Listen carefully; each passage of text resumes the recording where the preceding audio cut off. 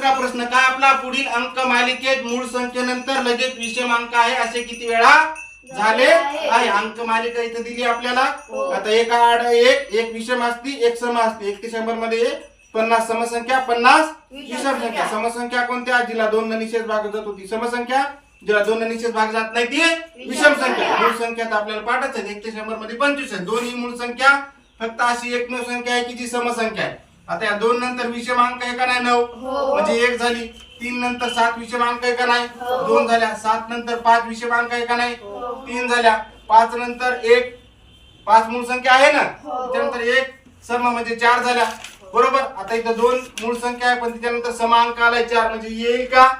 नाही. 9 मूळ संख्याच नाही.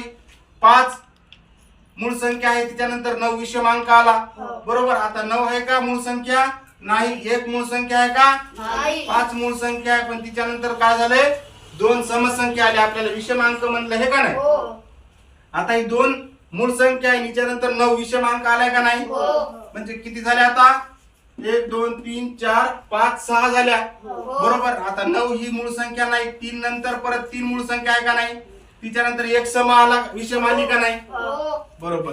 7 मूळ संख्या आहे पण त्याच्यानंतर सम अंक आला म्हणजे ही पकडता येईल का आपल्याला?